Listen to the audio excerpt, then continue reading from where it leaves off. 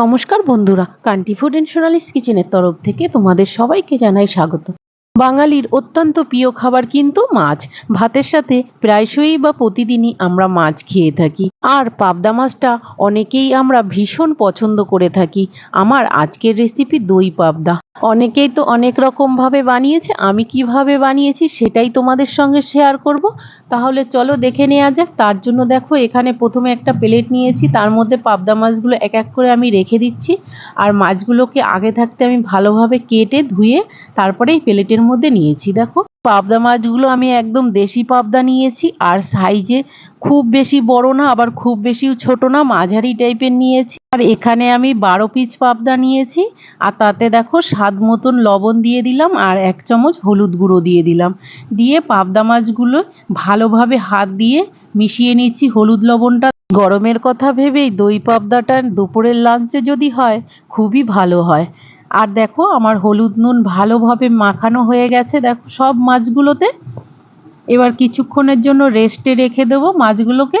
আর এদিকে দেখো, ওভেনে আমি একটা কড়াই বসিয়ে দিয়েছি, কড়াইটা গরম হয়ে গেছে, তাতে পরিমাণ মতো তেল দিয়ে দিলাম, সরষের তেল। আর মাছগুলোকে এক এক করে ছেড়ে দিলাম। এখানে আমি প্রথমে 4 পিস মাছ দিয়ে মাছগুলো ভাজা হতে লাগুক, এদিকে আমি একটা মশলা রেডি করে নিচ্ছি। তার জন্য দেখো, একটা মিক্সচার বাটি নিয়েছি, তার মধ্যে সাদা সর্ষে দিলাম 3 চামচ, কালো সর্ষে দিলাম 1 চামচ, 3-4টে কাঁচা লঙ্কা দিলাম, 4-5 টুকরো রসুনের কোয়া, আর ছোট 1-2 টুকরো আদা দিলাম। দিয়ে একটা ভালো পেস্ট বানিয়ে নিলাম। আর এদিকে দেখো, আমার মাছটাও ভালোভাবে ভাজা হয়ে গেছে, মাছ তুলে নিয়েছি। ওই মাছের তেলেই 1-2টো শুকনো লঙ্কা ফোড়ন দিয়ে দিলাম, আর যে পেস্টটা করে রেখেছিলাম সেই পেস্টটা পুরোটাই ঢেলে দিলাম। 1 মিনিটের মতো নেড়েচেড়ে মশলাটা কষিয়ে নিলাম, সাথে 1 চামচ কাশ্মীরি লঙ্কার গুঁড়ো দিলাম। দিয়ে আবারও সব ভালো করে নেড়েচেড়ে আবারও 2 মিনিটের মতন কষিয়ে নিচ্ছি। আর আগে থাকতে আমি দই ফেটিয়ে রেখেছিলাম, সেই দইটা ঢেলে দিলাম। দিয়ে আবারও সব ভালোভাবে মশলার সঙ্গে দইটা মিশিয়ে নিলাম নেড়েচেড়ে। এইভাবে 2 মিনিটের মতন নেড়েচেড়ে রান্না করে নেব। দেখো, 2 মিনিট পর মশলা থেকে ভালোভাবে তেল ছেড়ে গেছে। এখানে আমি দইয়ের বাটিটা ধুয়েই হাফ বাটি জল দিয়ে দিলাম, এখানে বেশি জল দেব না। এবার ভেজে রাখা মাছগুলো পরপর করে সব দিয়ে দিচ্ছি ঝোলের মধ্যে। মাছগুলো সব ঝোলে দেওয়া হয়ে গেছে, আর এই সময় গ্যাসের ফ্লেমটা হাই করে রেখেছিলাম।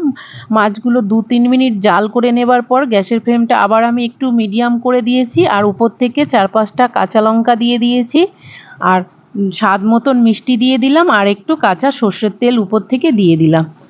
এবার নেড়েচেড়ে সব ভালোভাবে মিশিয়ে নিলাম। ব্যাস, তৈরি হয়ে গেল আমার দই পাবদা। বন্ধুরা, এখানে ঝালের পরিমাণটা তোমরা কম বেশি করে নিতে পারো, আমি গোটা লঙ্কা উপর থেকে দিয়েছি। এবার গরম গরম ভাতের সঙ্গে পরিবেশন করুন।